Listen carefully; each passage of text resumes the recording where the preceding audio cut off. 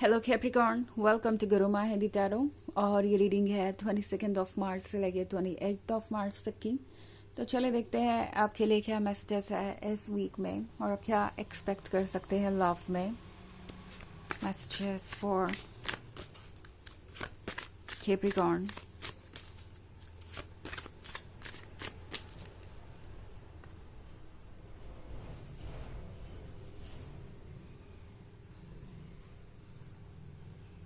The Oak King, Knight of Wands, Queen of Wands, Five of Wands,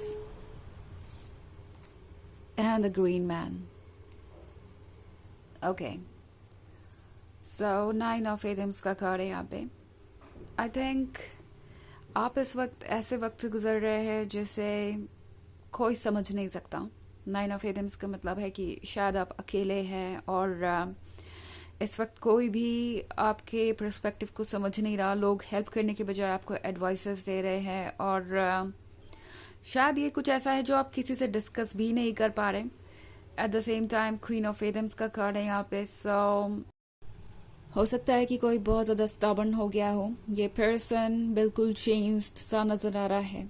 आपको ये feel हो सकता है जैसे ये किसी बात को लेके इतने ज़्यादा स्टबर्न हो गए कि इन्हें अब ये रिलेशनशिप गंवाने का भी डर नहीं है। ये पर्सन बहुत ज़्यादा सेल्फ सेंटर्ड हो गया है एंड शायद आप इस बात को लेके बहुत ज़्यादा परेशान है कि आगे क्या होगा। बट जो बात आपको नहीं पता वो ये कि द ग्रीन मैन के साथ एक्चुअली आपके लिए वही फ्यूचर इंतज़ार कर रहा है जिसका आप वेट कर रहे हैं। ग्रीन मैन का मतलब है कि जल्दी ही कुछ चीज़ें चेंज होंगी।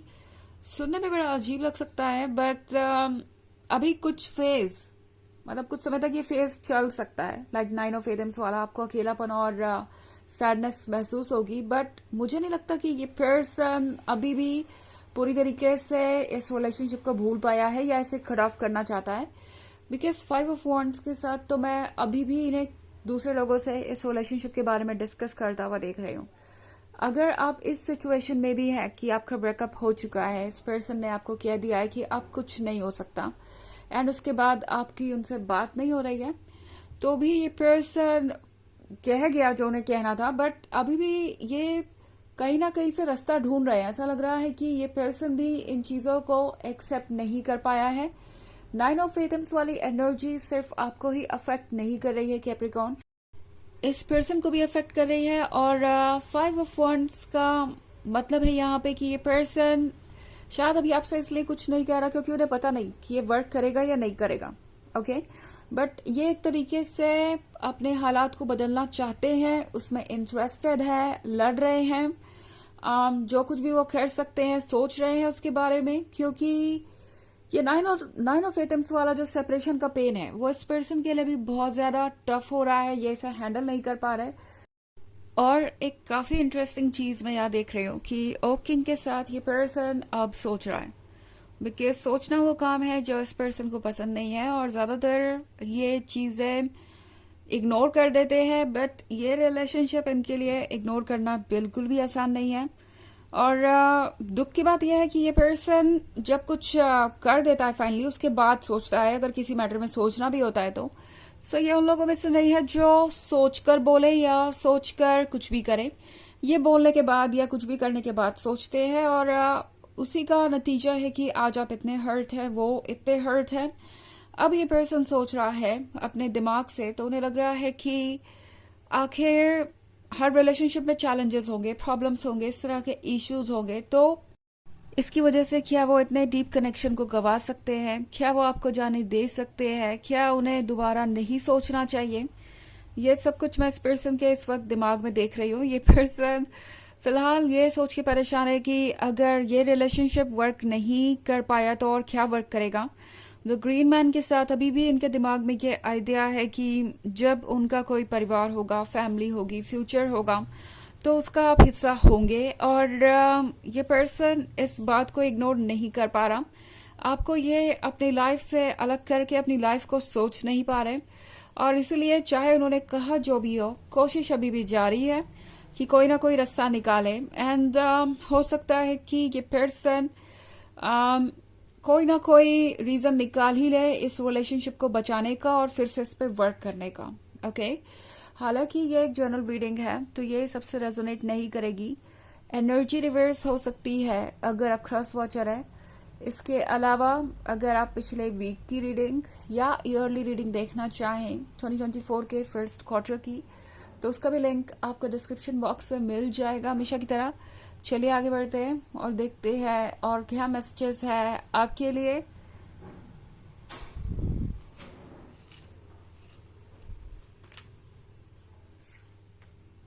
Three of Wands,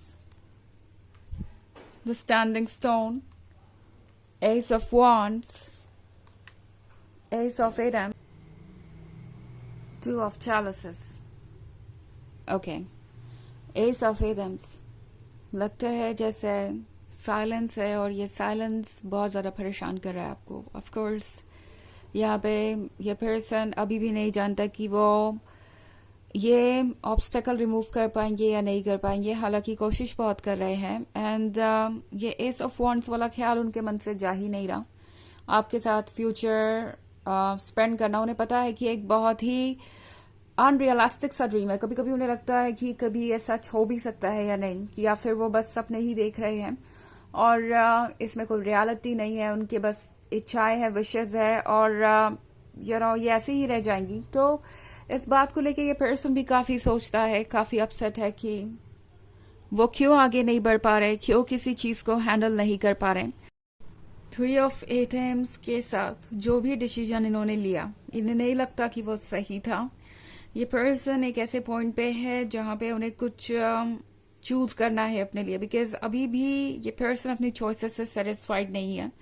अगर उन्होंने मूव ऑन करना चूज किया या इस रिलेशनशिप को छोड़ना चूज किया, तो वो चीज इन्हें कहीं से भी खुशी नहीं दे रही और उसमें ये कंफर्टेबल फील नहीं कर रहे हैं।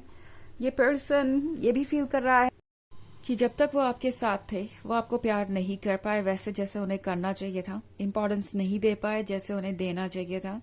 और अब वक्त गुजर गया, अब इस पर्सन को ये रियलाइज हो रहा है कि जो भी आप दोनों के बीच सिचुएशन आज बनी है वो उन्हीं के वजह से है, उन्हीं का कर्मा है। बिकॉज अगला ही कार्ड है द स्टैंडिंग स्टोन का।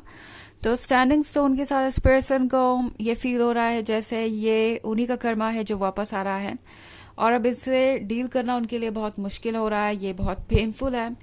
ये पर्सन ये नहीं समझ पा रहा कि वो इस एस ऑफ वॉन्ड्स से कैसे डील करे और कैसे इस एस ऑफ वॉन्ड्स को वापस पाए।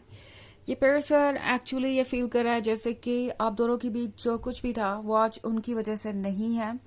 टू ऑफ चैलिसेस की वजह से अगर आप दोनों क्लोज आ गए थे तो उन्होंने एस ऑफ सोर्ड्स से उस कनेक्शन को तोड़ दिया पूरी तरीके से। ओके इस पर्सन को लग रहा है कि उन्होंने अपने आप को अपनी ही खुशियों से कट ऑफ कर लिया है। ऑल्सो इस पर्सन को ये भी महसूस होता है कभी कभी कि जैसे उनके पास कोई चॉइस नहीं है, उन्हें लगता है कि उन्हें ये सेक्रीफाइस करना पड़ेगा, बट फिर भी गिव अप करने को तैयार नहीं है। अभी भी ये कुछ चीजें डिस्कस कर रहे हैं। ऐसा लगता है कि ये पर्सन कुछ भी कहने से पहले या इस बार आपको अप्रोच करने से पहले ये श्योर करना चाहता है कि जो भी वो कह रहे हैं वो कर पाए, अपने कमिटमेंट को बार बार तोड़े नहीं और फाइनली आपके साथ ये फ्यूचर स्पेंड कर पाए।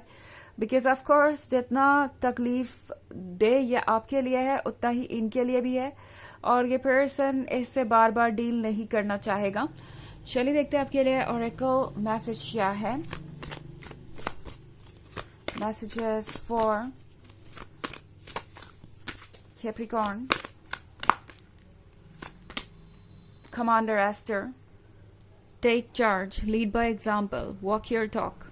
तो कमांडर एस्टर आपसे कह रहे हैं कि ये सिचुएशन अब बहुत ज़्यादा कॉम्प्लिकेटेड हो गई है, इसमें आपको बोल्ड होना पड़ेगा, चार्ज लेना पड़ेगा, कंट्रोल करना पड़ेगा अपनी सिचुएशन को और जो आप कह रहे हैं वो करिए। स्पेशली ये पर्सन जो कह रहा है वो करे, ये देखना नोटिस करना आपके लिए इम्पोर्टेंट होगा। ओके बिकॉज बहुत सारी चीजें अभी भी अनक्लियर हैं जो सरफेस पे आएंगी धीरे धीरे।